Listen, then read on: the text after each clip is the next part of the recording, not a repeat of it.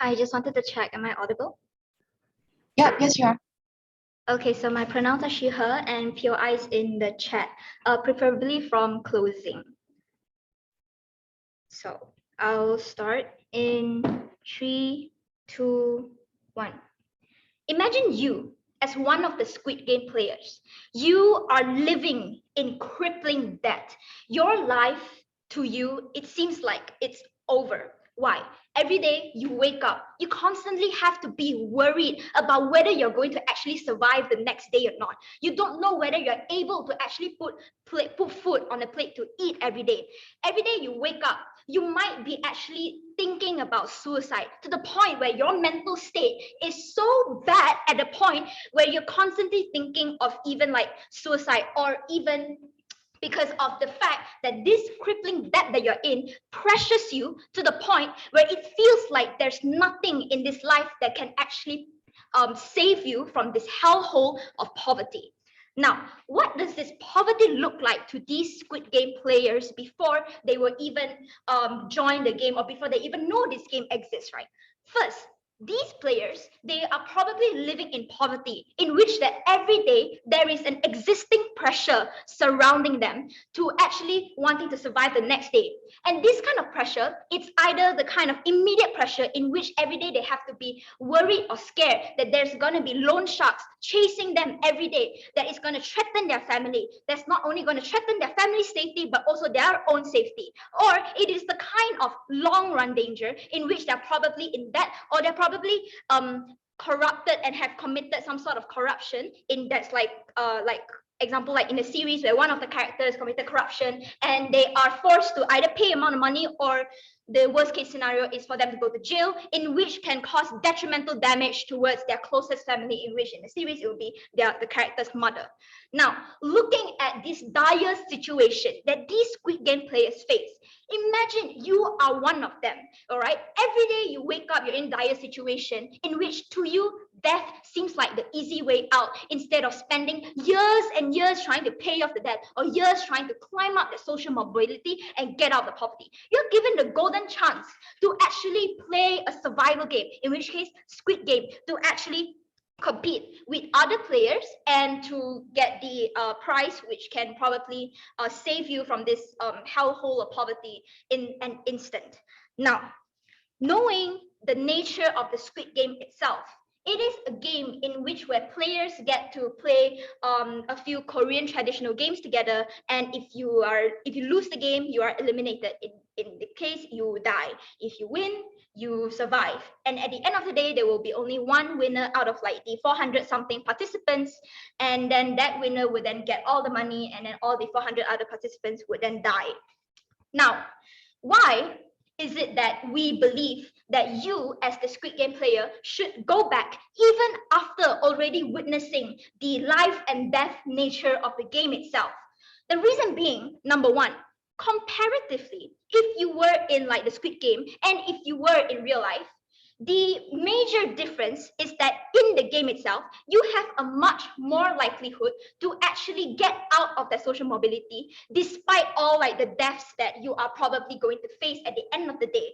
The reason being is really simple. Number one, in the Squid Game, you have this principle of equal opportunities. What does this mean? In the Squid Game itself, you are outside of the bubble of capitalism, in which you everyone is on the equal platform and equal stage, and is able to compete these games without any sort of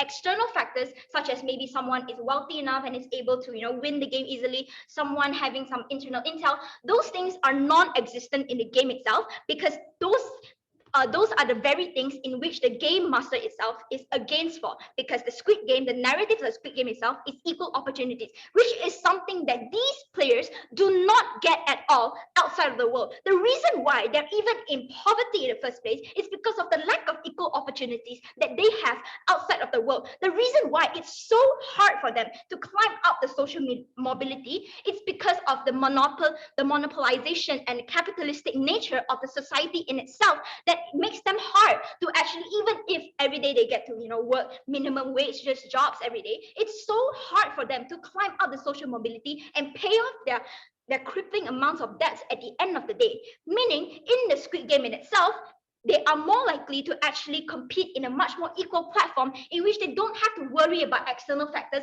that they cannot control. So at the end of the day, the reason why it is likely for them to actually have a better life in the long run, it's because, or rather have like a higher chance of survival rate, it's because comparatively, if you do not choose to go back to the Squid Game, what happens is that you're most likely going to continue your life of every day living in a dire situation, not knowing whether you're going to survive the next day or not. And best case scenario, let's say you land yourself a job, even though that is highly unlikely, because when you are in poverty, it's highly unlikely that you are going to have a very good resume, or your image and reputation in itself is very unemployable in the first place. However, we look at things in a positive way. Best case scenario, let's say you do land yourself a job, which is highly likely going to minimum wage. What happens is that you're probably in the long run every day living through minimum wage jobs.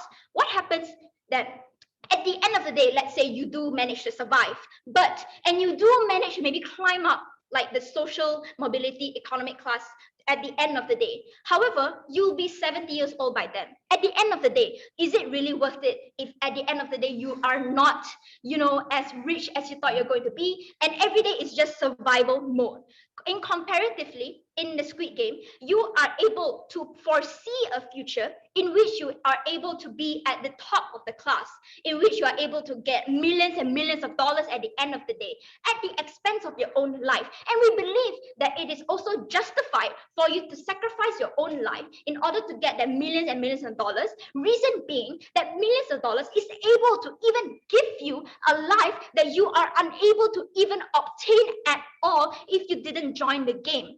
Meaning, comparatively, if you didn't join the game, you are going to have an entire life in which you are constantly stuck in the loop of poverty, and you are never going to reach the goal at the end of the day. And worst case scenario, you might not even be able to pay off your debts, and you're probably just going to die based on like the loan sharks, or you're just going to go to jail because of the corruption crimes that you've committed, right? So at the end of the day, what OG wants is that we want a better survival rate. We want these players, and as the player, we believe we want to choose the option that gives us a much more better future in the long run for us. And with that, we are proud to propose. All right, thank you, OG, for that amazing speech. Now let's have LO here. Hi, am I audible? Yeah, yes, you are. Okay. POIs, you can flag me down through camera, or you can leave it in the chat.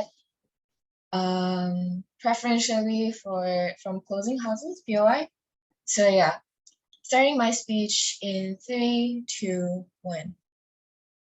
So before we get into the part of the debate, it's important for OO to characterize how this debate is going to go. So this debate will basically take place as where an average reasonable person joined the Squid Game, right? So like to ensure fairness, we assume that this person have the average strength, the average intelligence, the basically the like able body that any average reasonable person has. And it's vital to recognize that this Squid Game, they don't discriminate against anyone, right? Anyone who is facing financial problems or any difficulties are able to join the game. So it is vital to recognize that people joining this game comes from different backgrounds. This includes people from the mafia, from the gangsters, like thugs and etc., right? So are you assuming that one average reasonable person is able to fight against all these people that are from the mafia, from the gangsters, from violent backgrounds in order to win the Squid Game? Like, it's inherently impossible. And if you want to like compare between the two possibilities of you surviving outside and you surviving in the status quo, and compare it with you surviving in a Squid Game, I think like it's fair to say that people are more likely to survive outside in the status quo, where they're able to access things like government welfare, government help, or even jobs, right? But before that, let's go on to some rebuttals. So OG want to mention that this Squid Game provides an opportunity for these people to come and compete on equal level, and there's no discrimination that happens, right? First, that is untrue. Even if OG wants to say that there is no intel that exists, it does exist in the Squid Game, as you can see, where the doctor inside the Squid Game gets to get extra benefits and clues for the next game because of his ability. Because the people in the Squid Game needs his ability, they are willing to provide extra benefits to the doctor. So as you can see, even if OG wants to claim that Squid Game is happening in a bubble outside of the capitalist hellscape, this is untrue because these kind of intel always exist no matter where you go, right? But the games are not equal. How can I say this? Because one of the games in the Squid Game is a tug of war, right? Like usually on a biological scale, men always has more strength than women, right? So because of the game of tug of war, women are left out in the game. No one wants to choose women as the team players, and the women have no choice but to opt into weaker groups, which eventually lose the game and eventually dies, right? So we can see Squid Game is not actually a fair game either, right? So there's no such thing as Squid Game providing equal opportunity to people to like risk their lives just for the money, right? But see, your gangs and groups that exist within the game also chooses people to join their teams based on their ability and based on their skills. Like you can see this small society that exists inside the Squid Game of itself, right? There is no way that Squid Game can provide an equal platform where everyone is able to survive on its own, right? Because that's just impossible. So now moving on to our point is that first we'll explain to you why this average little person has lower chance of winning the game and higher chance of dying before he's able to survive the game and get the money. So you have to win out of 456 players. That means the chances of you winning is 1 out of 456, which are really, really low, right? One of the games inside, as I've mentioned, is tug of war based on like Korean childhood games, right? People won't choose you if they see you as weak and frail because this game just invites people no matter their age and gender. So even if we take into account that finally the main characters group wins, which consists of like women and old men and then like men in of itself, it is undeniable that this type of war game needs men. So what happens to the other women that is in the Squid Game of itself? They have no choice, right? They have to die eventually because no one wants to choose them. Squid Game is not about fairness. It's just about luck. There's one character, right, inside the Squid Game who is a gangster and everything. He has connections, he has power, he has strength, he has all you need to survive the Squid Game. But eventually he died because he's out of luck. So Squid Game is just about luck. It is not providing an equal platform for people to compete against each other. So what's happening in the status quo is that the status quo is people are like living in poverty, people are trying to survive and everything. But we say that status quo is actually better and people can survive better in status quo than when they opt into Squid Game. It's because like in status quo, you are able to access government welfare, right? So like based on the info slide, we can see that the people opt out of the Squid Game. Like after the voting process, people take the escape clause and people opt out of this Squid Game, right? So you have a group of people who are not going to who are against this Squid Game. That's why they opt out of the Squid Game, right? So you have a group of people who are willing to fight against the government, who are willing to protest against the government, who are willing to call for the government for help. This looks like asking the government to provide them jobs, asking the government to give them welfare money, asking the government to provide them like job training programs, right? Because like you have a group of like-minded people who have equal problems, and the government is more likely to put their attention on you once you have a large number of people that wants the same thing, right? And besides of able to survive better, the mental trauma that ensues after you participate in the game is really, really disturbing, right? So in the game, we can see that the main character eventually wins the game, but he didn't use the money out of the guilt because he knows that this money is available to him because people died in his place, right? His friends died, his commander died so that he can get the money, right? Before that, any POIs from closing houses? 3, 2, 1. Opening. 3, 2. Yeah, sorry, closing. So I think you're extremely dismissive and ignorant of how bad poverty is. The only reason that these people are that desperate is because government welfare has failed them in the first place. So what viable alternative do you give these people who have no way out of this poverty? Correct. So like in the status quo, people cannot access government welfare because they are alone, right? But now you have a group of people that opt into the Squid Game, and you have a group of people that opt out of Squid Game after they see the life and death situation, right? So they're more likely to get united together because they know that it's either the Squid Game or government welfare or fight against the government. They're more likely to group together, to unite together, to fight against the government, to fight against the poverty, right? But let's say for the getting back to the mental trauma thing, the mental trauma that ensues after you get into the game is not worth it, because you can see that even though you win, even though the main character wins the game, he gets all the money that he needs to survive. He's not touching the money, right? Because he's having like extreme mental depression. Like he cannot get over the guilt that he killed so many people just to get the money, right? Even if government wants to come and say that, oh, there's a lot of mental structures and now you have a lot of money, you can go and cure mental illnesses. That is not true, because mental illness isn't something that is easy to cure and easy to like get help, right?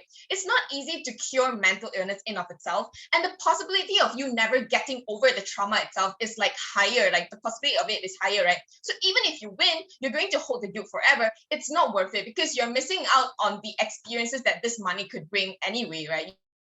You're missing out on experiences like your family, where the main character, when he got back, he eventually found out that his mother died and everything. Like, it's just not worth it, right? So for all in all, oppose. Thank you. All right, thank you for that speech. Now let's welcome DPMK here. Hi, can you hear me? Yep, I can. Oh, yeah, starting my, POIs in chat, please. And starting in 3, 2, 1. Let's just start by responding to LO's case, right? Because essentially a lot of their arguments have been based in like kind of this vague zone about like what the main character of the Squid of like the TV series has gone through, right? But clearly we're not arguing in that context, right? Number one, recognize that this is a non-specific actor that does not have like proper, you know, background motivation and all. But we still engage on the points about like mental health and all later on in my speech. But let's just focus on one specific criteria, which talks about government help and all being available in the world right now. As well as the thing, as UG like POI has already mentioned, the fact that these actors have already like, you know, are in crippling debt, are in a position wherein they can consider the Squid Games as like a reasonable alternative, which is why this debate is able to take place, means that government help is probably number one, minimal, number two, not something that's able to get them out of their like social economic late stage capitalism hellhole that they do live in, right? What does government help look like in status quo, right? It's like very bare minimum. Let's give you a few thousand ringgit every few months so that like you can feed yourself on every alternative Thursdays, or like you know, let's give you like some basic discounts, or like food stamps, etc., etc. And there are already pre-existing complaints about how these measures are insufficient in helping people get secure jobs, get secure housing, etc., etc. I don't think that like if they want to argue government welfare, they first need to argue why is it effective, right? But I think like they also understand that government welfare in its current state is ineffective, and then they give out the ludicrous argument that like, oh no, these people will band together and form a voting bloc and like try to take down try to persuade the government to do otherwise. Hello, 400 people does not make a voting bloc. You cannot persuade the parliament to pass legislation like or the aiding welfare, or like you cannot convince government ministers to change their plan because you have like 400, 500 random people that suddenly say that like they want more welfare. In fact, thousands of people have voiced out in wanting more welfare. The entire lower socio-economic class is asking for more welfare, and it has not been achieved because of the fact that politicians are like lobbying against, like there are lobbies against these type of things. Politicians are influenced by their own like, you know, predecessors and etc., you know, all that stuff. So there are many complex factors in preventing governments in providing sufficient healthcare. So that's most of their case taken down. Right. What is the realities of poverty? You live in a place where like you cannot, you're unlikely to access welfare, no, unlikely to access healthcare. You live in a place where you're unlikely to access secure housing. You live in a place where you face the daily stress of being able to survive the next day. Your life expectancy is low. You're probably not likely to get a very secure and functional family unit within the first place. I say that your mental health is basically gone at that stage, right? The reason that like the depression and like anxiety rates are higher among the lower socioeconomic classes is precisely because of the fact that our society already makes life unlivable for them. Now, they want to talk about like the main character gaining guilt, right? But understand two things, right? Number one, he did pay off all his debts, all of his financial issues are solved. And number two, his own mental status is like, you know, his issue, right? I think that like most people, if you win the Squid Game, I mean, I don't know about you, but I'm gonna go buy a Lambo and like Birkin's bags and shit, right? But here's the thing, right? I think that like we need to argue on a selfish angle here because it's the actor motion. As an actor, you should be focused on trying to climb the socioeconomic ladder. And I think that like even if you have to sacrifice lives on that, let's say you die, you see people die, get a therapist, whatever, you know. I'll take one from O. Yeah, simple question, right? The question posed to you is that on a basis and on a scale, would you rather die or would you rather live life and experience experiences within your daily life? Yeah, I'm moving on to that, right? Because life in poverty is not actually life. It's an extremely slow and excruciating death. And that's the point that OG really wants to drive across, right? Because understand that while living in poverty, that most of the benefits of life are things that you find very difficult to access, right? The little joys in life that you get are mostly based on in our current in our current landscape, things that are based in consumerism, things that are based in capitalism, right? If you want to get you want to buy clothes, also you need to spend a ludicrous amount of money nowadays. So here's the thing, right?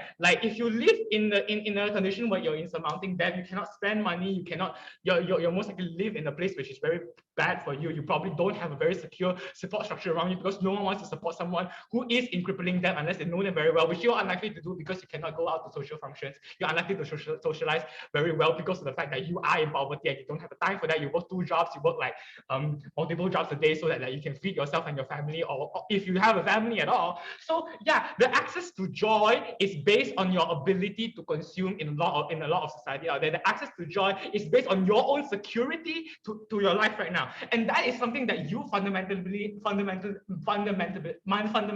lack as a person in poverty. Why is it better to go to Squid Game? Because number one, despite what they want to say, right, it's still more meritocratic than current society, right? Which is a really satirical point that I think the creators of the show were trying to give, right? Despite the fact that clearly it's an unlevel playing field, it's still somehow more level than the playing field that we have right now with generational wealth, with family, social networks, with all of the different tiers of access that rich people have, that ordinary middle class or even lower and lower class or even middle class citizens cannot afford to have. And I think that the fact is that between choosing to fight against people who might have certain biological advantages or certain things that they get by birth, right? You're not that different.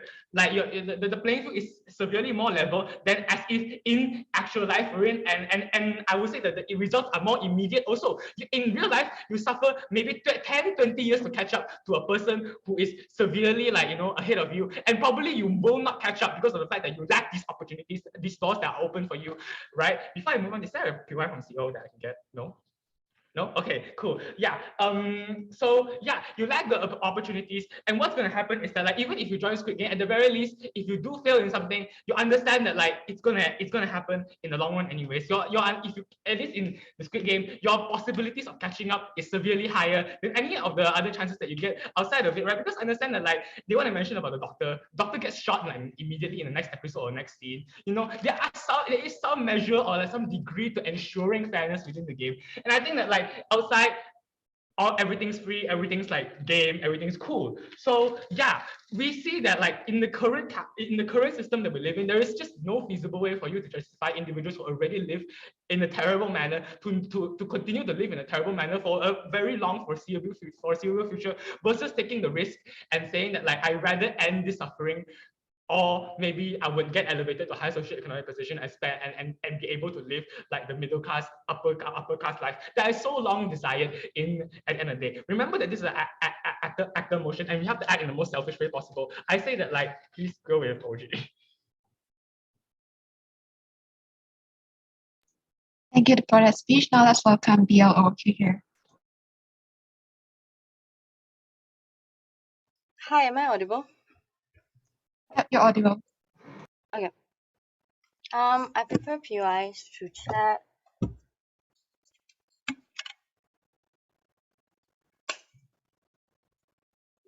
Starting my speech in 3, 2, 1.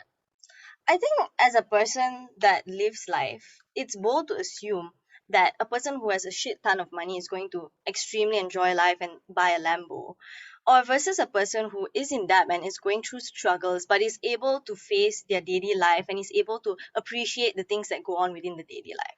A few structures as to how OO will win this debate today, right?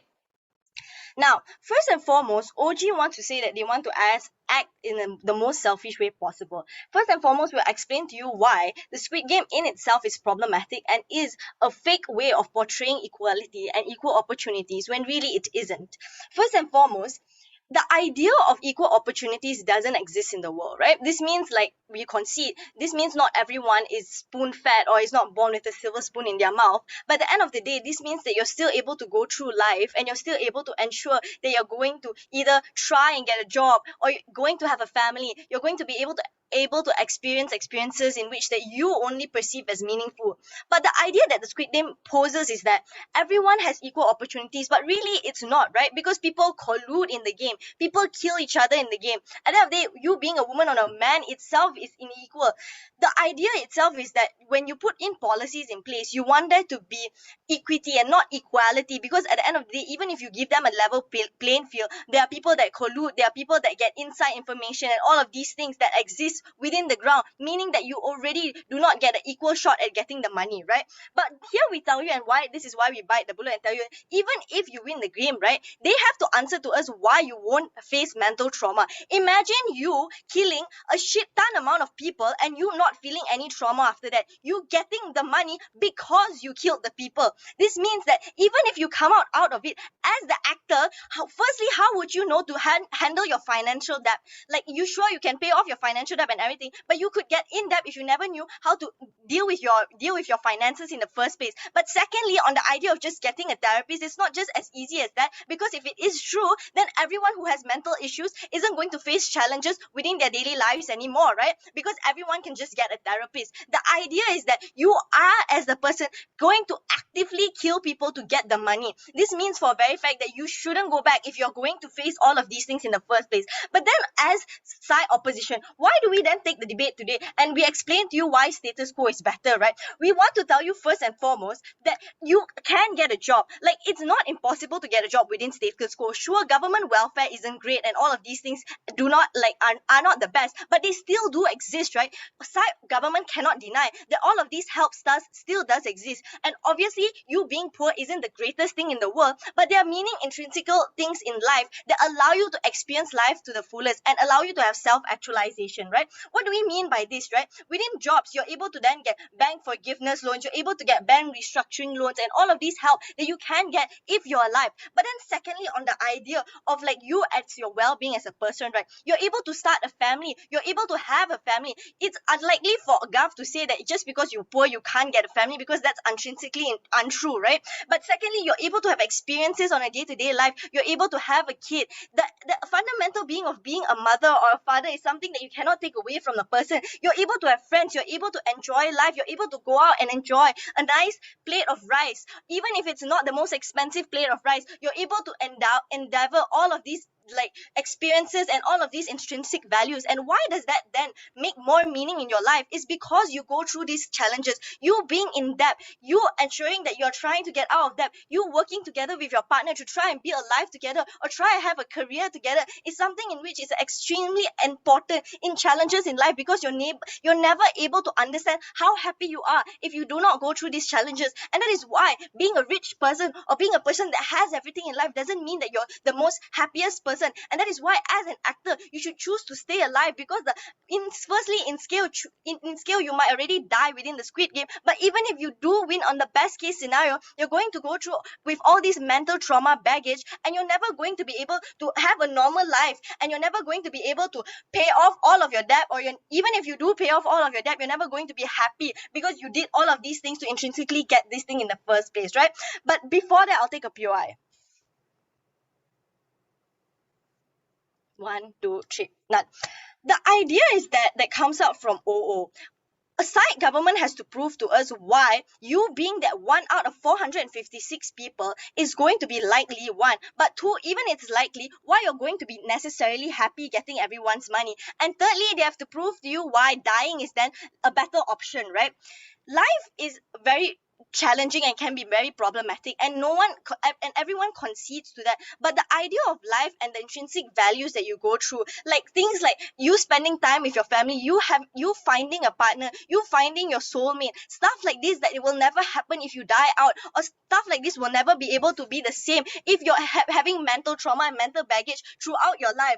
The point is to say is that equal opportunity within status quo doesn't exist, but the very fact is that there are opt-out mechanisms. When you go back into the game, there is no more opt-out. Even the escape clause needs a majority people. This means you have no more autonomy to choose. As the actor within this debate, you need to weigh out the pros and cons as to whether or not you want the life where you can feasibly make an outcome, you can feasibly find a job, you can feasibly find a family, you can feasibly understand the things around you, you can go and learn new things on a daily life, you can get lessons within your life, use that lessons and correct your life. All of these things only happen if you are alive, or only happen in a world in which that you have a normal life, in comparison to a life in which that you're totally trapped within the mental trauma and mental baggage that comes from it. And even if they want to claim that you suddenly can you can cure all of your mental trauma, then suddenly have all of these amounts of money and be able to spend it, we tell you that does not mean you're going to be happy, that does not mean you're going to be able to find a family, that does not mean that you're able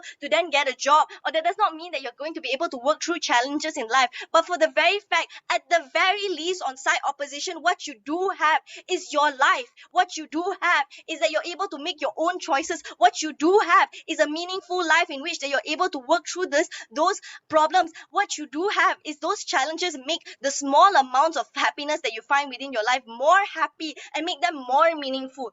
Being poor doesn't mean your life ends. Being poor doesn't mean that you automatically die. Being poor means that you try and find the small values in life that still make you smile. And that is why Squid Game is a fake idea of equal opportunities and should never stand. And you as an actor should think about your family, your life, and what meaning you want to bring into that life. Thank you.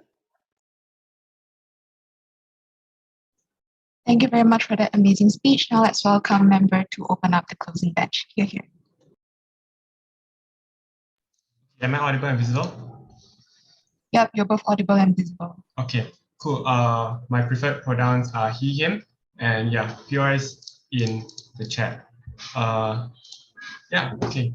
Without further ado, I'll be starting my speech in 3, 2, 1. So I don't know what utopian world that side opposition lives in, but welfare has failed these people. The poverty cycle is more ruthless than they think, and these people, the only reason that they've opted into Squid Game, a game where they're risking and staking their life, is because these people have no alternative in the first place. The way that Squid Game works is that these people have already been pre-selected by the game master. These people have already been assessed and deemed to be individuals who have no alternative, which is why they are willing to risk their life in the first place. We can already see that there's such a high re-entrance rate into the games, despite people knowing that they will die at the end of the day if they do not win. And we still think at the end of the day, these people have no alternative, and that's why this is the only alternative that they have. So why the burden to side opposition? I think side opposition needs to prove two things to win this debate. The first, they need to prove how there's a reasonable alternative for people to escape their situation of poverty, and the second, how it's in the best interest of these people who have nothing much to lose, and how it also benefits the people with that are dependent on them, for example, their children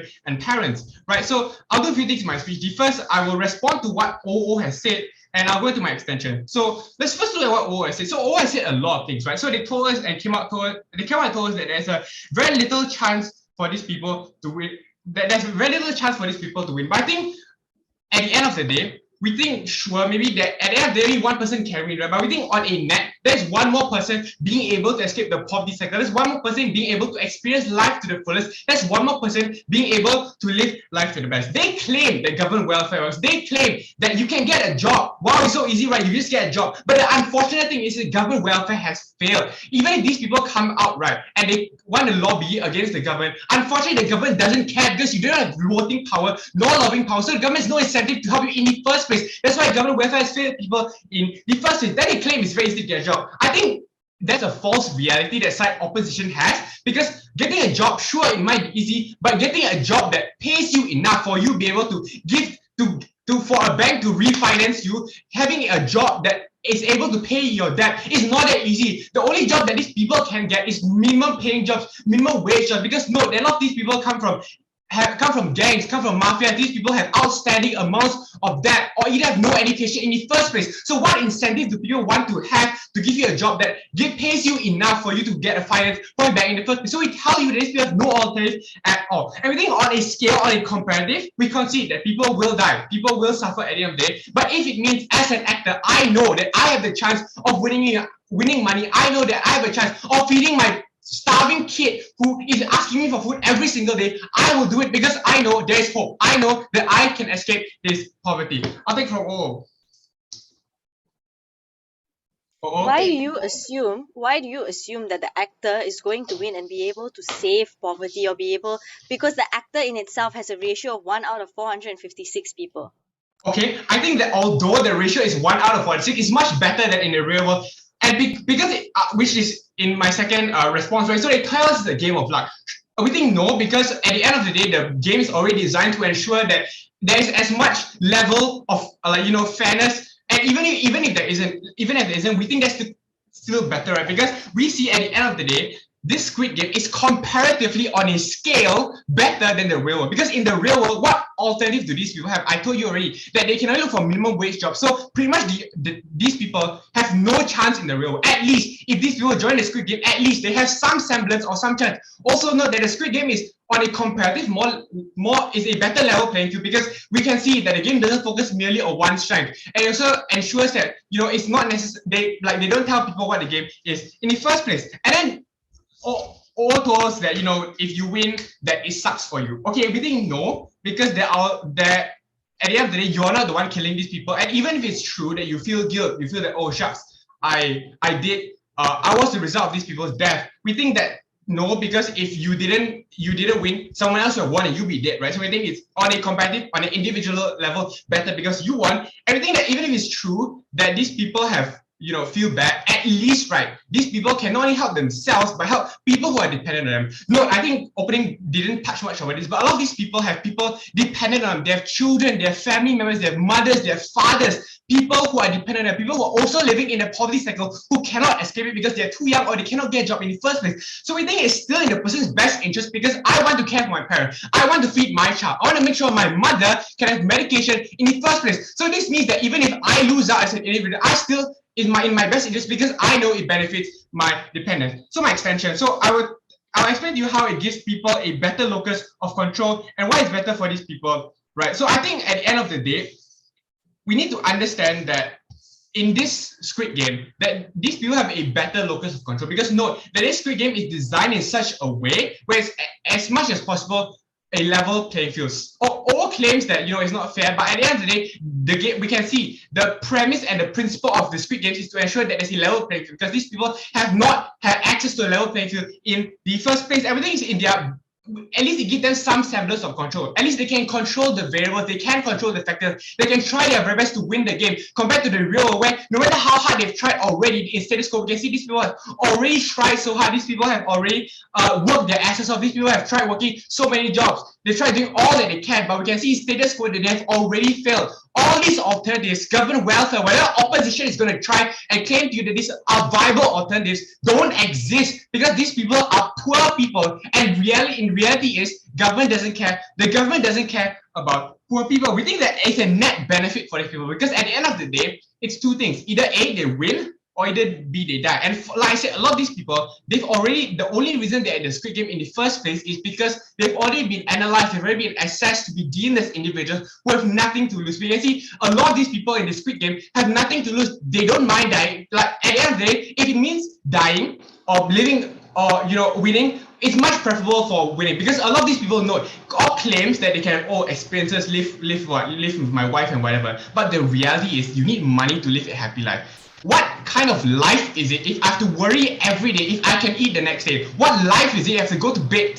If I have to go to bed hungry, what life is it if my child wakes up in the middle of the night asking me for food and I cannot provide it? That's not a life that is worth living, and I think it's much preferable and in these people's best interest to attempt to win, because at least we give some semblance of hope, right? Because at least these people are able to control the variables compared to the ruthless world out there that is not in their favor. I think poverty is extremely difficult thing that people cannot escape of, and Op is very dismissive of this concept of poverty. So what aside closing government told you? We told you how there's no alternative for these people and how bad these alternatives that side opposition claim are. And secondly, how on a scale these people have more anatomy and more control over the situations that they are in, and in third, how there's a net benefit for the actors or even these actors' dependents. With that, never prouded to propose.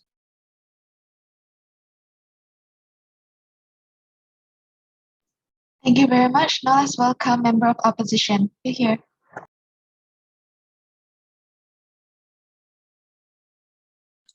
Hi, am I audible?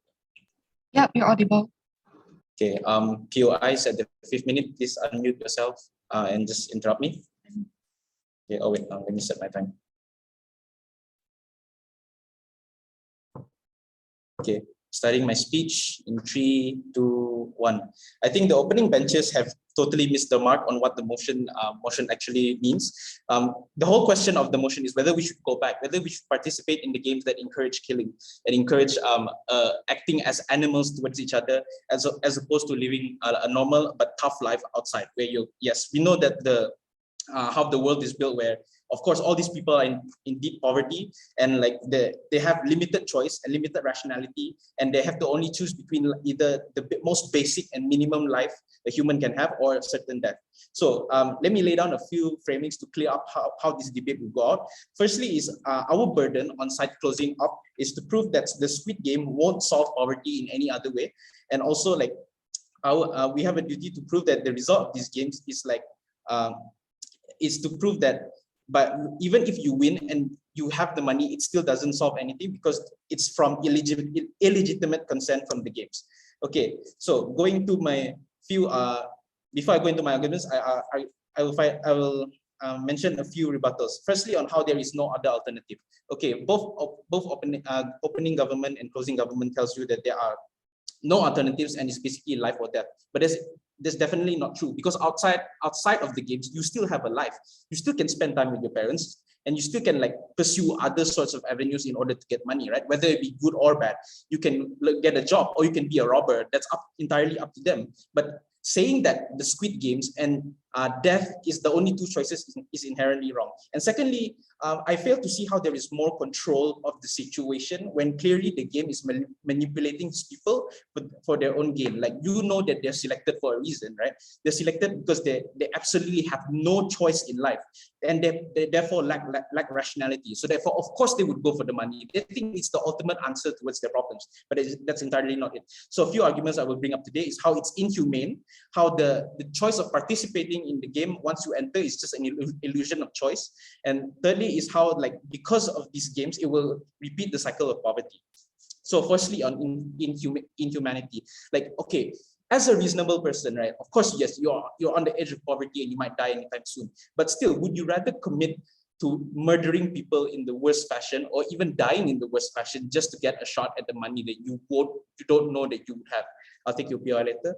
And secondly, it's also enabling murder, right? Like, if you really want to join the games, you saw that from the first game, people were gunned down right in front of you.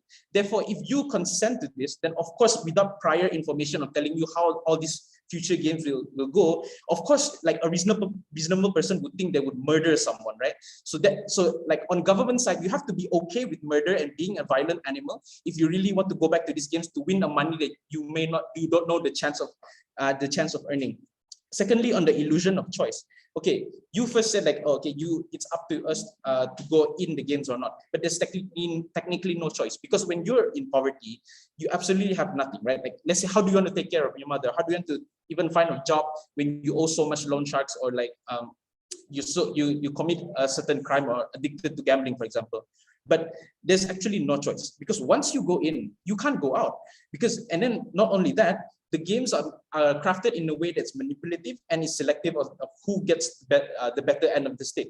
Like as mentioned by the opening governments, like tug of war, and like choosing whether to like step on which glass in the 6 games. So like there's no choice. Yeah, it's equal, but yeah, like it's everyone dies, because like everyone but only one person dies. How can that be equal, right? It's because you know that certain people from the games have certain abilities that others might not possess. So therefore, there gains an advantage. How is their choice when you don't know from the get-go who you're up against? So lastly, on how if you enter, then the poverty cycle will continue, right? Okay, the reasons why these games keep happening is because they need to have a lot of poor people. So let's say if you do win and you do get a better life, like it doesn't help the overall bigger picture of solving poverty or even like fixing your own life, because there's no guarantee that you would win. And even if you win, you don't know, like you can't guarantee a good life. Like, of course, the game therefore the games will have to repeat its cycle. And then like as I mentioned before, there's no legitimate consent. So basically, we've proven our burden of how the Squid Games won't solve poverty, nor will the chance of helping you is great either. So the government has to live in the world where they have to support poor people being meaningless, therefore being tools just for rich people to have fun with. So if you do join this game, yeah, you have the chance to win. But what does that mean? That means that you're just a pawn people can bet on in order to die. However, when you do get out of it, that money is not guaranteed. People can cheat in the game. The game is manipulated by even the host of the game. So you can't tell me the game is equal. You can't tell me they have control, and you can't tell me that there's no alternative. Yes, I'll take a POI. Just like OO, you have not engaged directly with the harms of poverty. Please engage. The harms of poverty is not our burden to prove. That is because the state does not take care of its citizens well. It's not our burden to prove that the government does not develop better policies to help people who are in poverty. It's not our job to defend food stamps. It's not our job to defend like how much money we should fund these people. But it's more of as the actor in this motion, we must think for ourselves how to take care of our own well-being, whether it's sending ourselves to our death or is to start a better, less risky life outside, whether it be, yes, like I said before, like either finding a job or turning to crime. That's entirely up to them, but definitely joining the Squid Games is definitely guaranteeing that you will end up like killing people, and also there's no guarantee of any sort of control whatsoever. Other than lastly, I would like to mention that both opening and closing teams, they mentioned that their end outcomes are the same. If you go in the game, you win, you get a good life. Or opening opposition says if you don't go out, you don't go out of the game, you don't go to the games, then you will get a good life. But that's the argument is just missing the mark, because like even though opening government says like comparatively life is better in the game and that you have a likelier chance to win, I've already disproven that. But you also can't say like it can't help mental health or whatsoever, because like in that games, as I said, you have to kill people. So I don't see how that helps mental state whatsoever. And yes, you can say it's worth sacrificing one life over the potential of winning and helping your family. But I don't see that's worth it as an actor debate, because you don't want to lose your life as well, right? You still value your own life. And in the worst case scenario, even if you die, like the proceeds will go to your family. But in the end of the day, you as an actor should choose whether you should live or whether you should die. So the choice about living is in your hands, but once you enter the game, when you go back, then the choice is no longer yours. Other than that, never been prouder to oppose. Thank you very much. Now can we invite government with you here?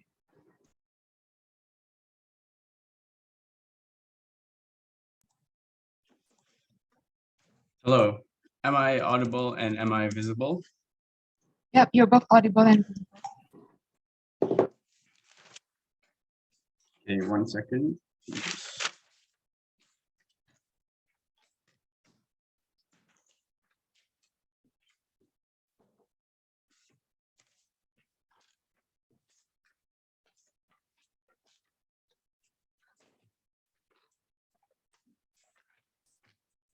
All right, starting my speech in 3, 2, 1. Dear panel, in the world today, over 10% of the population is living in poverty. This could be caused due to different circumstances, such as poor financial education, their insurance didn't cover them in a situation, their business startup failed, they had a lack of employment, they went through a rough divorce or anything. They could be in massive household debt, and a lot of things like the widening income gap and rising property prices could also lead to these situations. However, we on side closing government argue that it doesn't matter how they got into debt, but it matters how they get out of debt. So we argue that even if the marginal benefit is still low, even if there's still a marginal benefit in the long run, it still makes a net positive change for people on an individual level where they can provide and cater to the needs of their families. We think that we have to make a distinction that this Squid Game issue, Squid Game isn't supposed to solve poverty on a grand scale. That's not for us to prove. That's the burden of opposition to prove what are the viable alternatives to solve poverty other than ones that have already failed, such as government welfare. Things like bank forgiveness and loan restructures, sure, okay, they work. but for what percentage of people, for such a small minority, that is not going to change things on a grand scale. So that burden is on opposition to prove. So for the layout of my speech today, I'm going to be responding to closing opposition first, followed by opening opposition, and then lastly, I'll elucidate on how our stance differs from side opening government. So first of all, we're going to be addressing the three main clashes in this argument, which is firstly, the equal opportunity between people in Squid Game. Secondly, the financial implications of how people who win or lose get affected by Squid Game. And lastly, on the mental health of the actors in Squid Game. Okay, to begin, I'm going to start by opposing side closing opposition's views. So first of all, like I said before, they said that Squid Game won't solve poverty. Yes, we agree it won't, but it will make the lives of people who participate, it will give them a slim chance to just make things a little bit better for them. Regardless if it's a big or small difference, they will have the means to go help other people they want to help as well as themselves. Okay, and other than that, for whatever reason, they said that illegitimate consent is obtained to partake in Squid Game. And other than that, they also followed up by saying that if someone is having a problem with finances, they can either simply get a job, or they even suggested becoming a robber. What kind of nonsense suggestions is that? That's simply ludicrous. Encouraging illegal, like something like that, is there's a distinction between it. Look, when people go to Squid Game, and this is about going back to Squid Game. So people who want to participate already have a clear understanding of what lies ahead of them and what they're going to face by choosing to go back. So I think that you guys should not dictate what choices these people are able to make when they want to weigh up the pros and benefits of their current life versus how their life could be and how they could improve their life by a great scale. So look, they also say that they can spend time with their parents and do things nice in life. And they ask if we would you rather die or have a shot? And they also touched on this being the illusion of choice and that people technically have no choice. So look, if for example, you want to spend time with your parents, but you're so poor and your dad or mom happens to be in a coma and you can't pay for the medication or the surgery that they need for them to improve enough to be able to wake up. And other than that, they also said that people technically have no choice when they enter the games. What kind of choice is it if they don't enter the games? They have to choose. I have to work 3 jobs, midnight, morning, and afternoon, and barely get any rest to feed my kids. Or the alternative is to just die because one job with minimum wage is not enough. Okay, other than that, I'm going to be responding to the points by opening opposition. So opening opposition started by saying, would you rather die or live and enjoy experiences? They said that the average reasonable person comes from different backgrounds with different skill sets. And can you expect the average person to survive against mafia members? Okay, thank you for bringing this up and then giving the worst possible examples from the Squid Game that we know to back up your argument. First of all, they said that the doctor in Squid Game gets clues inside it because he has a specific skill set to exchange for services from people, which is giving him clues on what it is. Look, this is a completely irrelevant example because the actions of these individuals that wanted to seek profit went against the spirit of the game. And if you actually looked it up, you would know that they were executed and put on display for going against the spirit of the game and ruining the equal opportunity for everyone. And other than that, they brought up specific examples like tug of war, where people are inherently at a disadvantage because they're either female or they're old. If you actually looked at the Squid Game, you know that even though they were at a disadvantage, the old man had things such as experience, which helped them overcome a group of able-bodied men and get through it. Okay, before I'm going to continue, I'll take the POI from Megan. Yeah. As the actor who is an average reasonable person, why isn't it better to have a probable outcome of living with family and trying to get a job and loans rather than dying on a balance of probabilities or coming up with trauma and a huge amount of money without the knowledge to handle your finances and might go back into crippling debt? Thank you.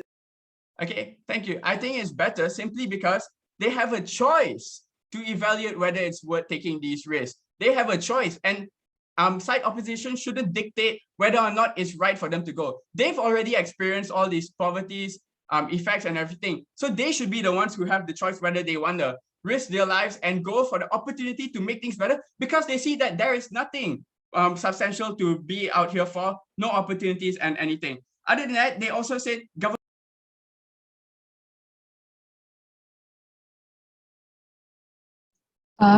I'm sorry. Hi, speaker. I think you're muted. Oh, I stopped okay, the timer at 6:26. Yeah, right. Okay, thank you. Okay, other than that, they said that government welfare, if people group together and stand up against the problem together, the poor, impoverished, uneducated people who they don't give a crap about at all, if they stood together, 400 plus people, suddenly they're supposed to care and put in all these insane changes that will solve poverty. If this was true, why is poverty such a timeless problem? And why are so many people still in poverty? Other than that, lastly, I'm going to talk on the mental health issues. They say that people entering will definitely have mental trauma, will definitely have mental pain from participating. I think that mental trauma can be different on a very individual level. Look, there are soldiers who go to war, who come back with PTSD, and they're fine. I mean, who come back with PTSD, sure. And there are some who go to war and come back fine. But regardless of whether or not they're affected, there are the means and resources to treat them and help them if they need that. Okay, lastly, I'm gonna say how our argument is different from opening government. So ours is different because we say that the individual choice matters and the benefits it can take to people and the benefactors of us in the long run are much more important than just the benefits on an individual scale, which is what opening government focus on. Thank you. Never been prouder to propose. Thank you very much for that amazing speech. Now let's have opposition whip to close out this debate.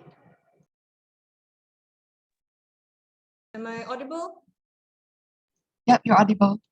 Give me 1 second. I need to set my timer and my notes.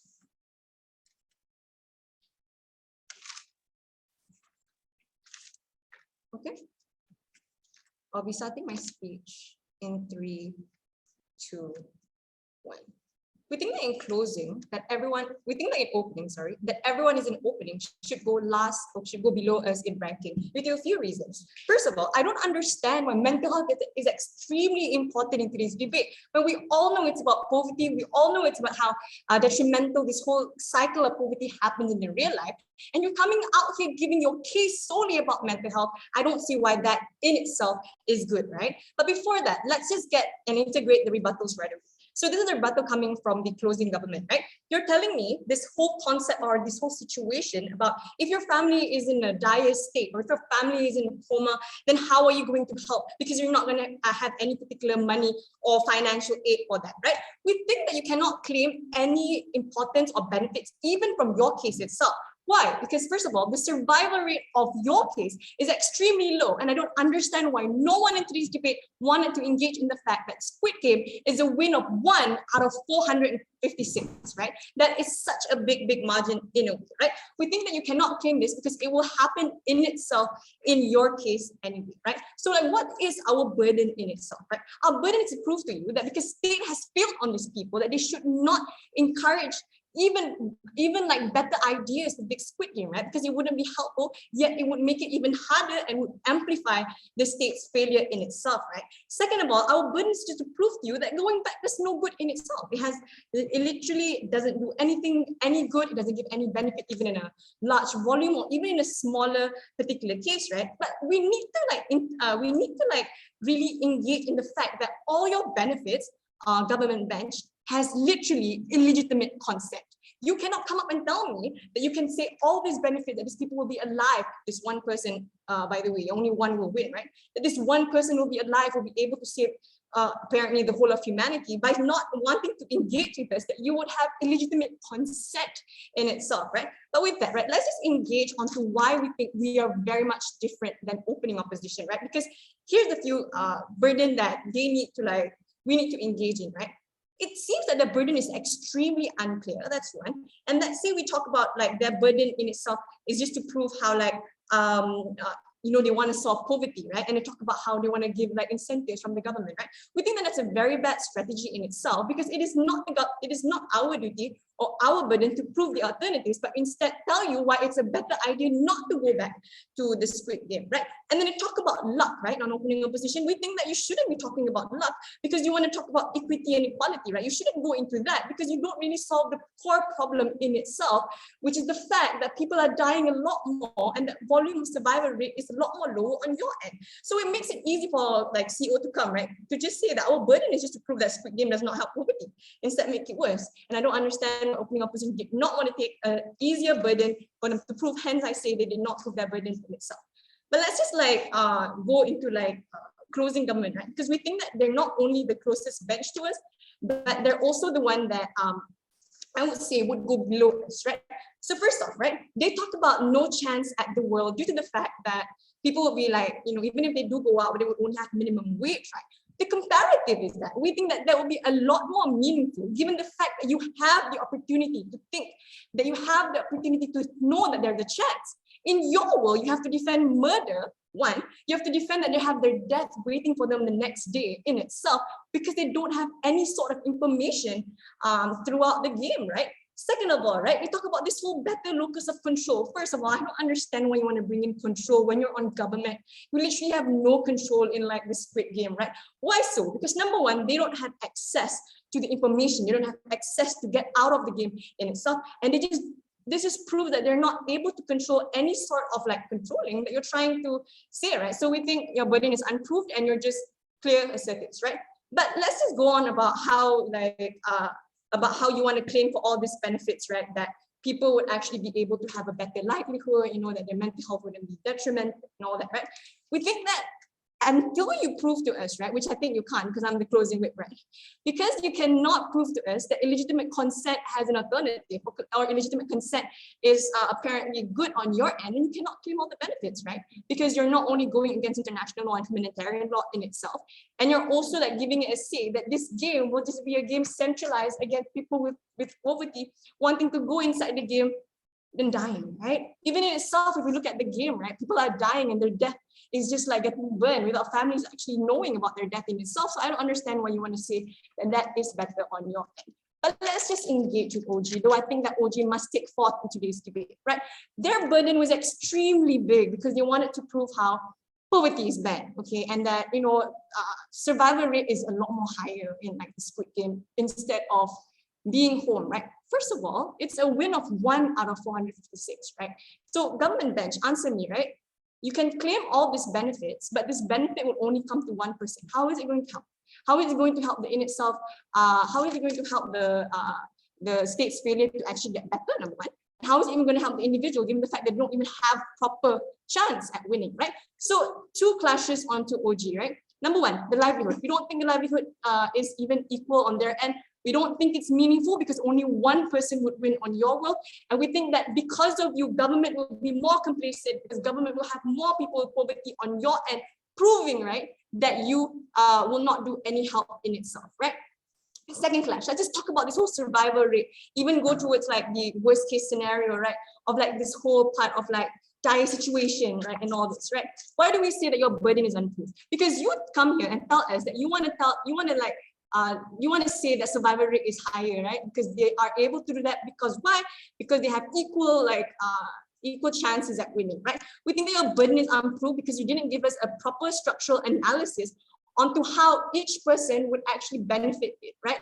Onto how why this 1 person itself is so much meaningful to you than 456 of other individuals that die like sheep and goats in your end, right? You never claim to us or you never like prove to us why that is a requirement that you think is a lot more like more important in this debate, right? So what have we proven to you today, ladies and gentlemen, right? We have proven to you that first of all, Squid Game is definitely inhumane. We've given you structural analysis onto why this is bad, why this is like, you know, in itself, very much detrimental to the human race. Second of all, we told you why it's an illusion of choice. It is the manipulative game that gets you down. Government's incentives, even if it's present, would even not be there because of this particular game that's like literally bad, right? And last of all, ladies and gentlemen, we've proven to you the effects of Squid Game and that none of anyone has ever engaged into our clashes onto why we say it's extremely bad in itself, right? So with that said, this will be my last speech, and I hope that you guys go with CO. Thank you.